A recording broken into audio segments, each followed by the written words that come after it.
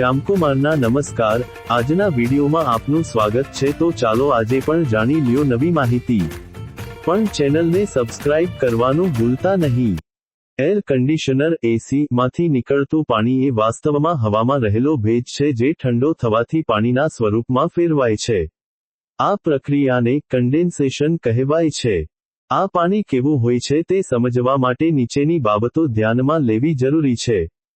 શુદ્ધતા। એસી માંથી નીકળતું પાણી શુદ્ધ હોય એવું લાગે છે, પણ વાસ્તવમાં તે પીવાલાયક નથી।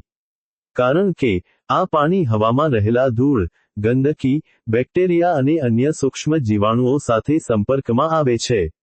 આ જીવાણુઓ પાણીમાં ભળી શકે છે, જેનાથી તે સ્વાસ્થ્ય માટે હાનિકારક બની શકે છે।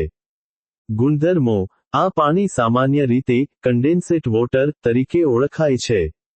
તે મિનરલ્સ અને અન્ય પોષક તત્વોથી મુક્ત હોય છે, કારણ કે તે ફક્ત હવામાંના ભેજનું ઘનીકરણ છે।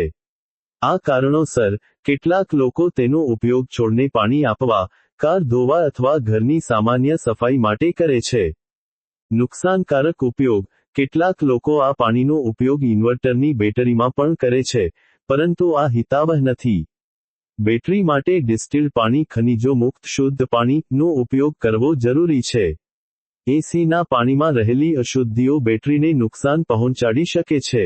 સુરક્ષા। એસી માંથી નીકળતું પાણી સીધું ત્વચા પર લગાવવાનું અથવા ચહેરાને ધોવાનું ટાળવું જોઈએ, કારણ કે તેમાં રહેલા સૂક્ષ્મ કણો એલર્જી અથવા અન્ય સમસ્યાઓનું કારણ બની શકે છે। ટૂંકમાં, એસી માંથી નીકળતું પાણી હવામાંથી આવતું હોવાથી તે શુદ્ધ દેખાય છે, પરંતુ તેમાં રહેલી અશુદ્ધિઓને કારણે તે પીવા કે સીધા ઉપયોગ માટે સલામત નથી। જો કે, તેનો ઉપયોગ ઘરના અમુક કામો જેમ કે સફાઈ માટે કરી શકાય છે, પરંતુ તેની સ્વચ્છતાની ખાતરી કર્યા બાદ।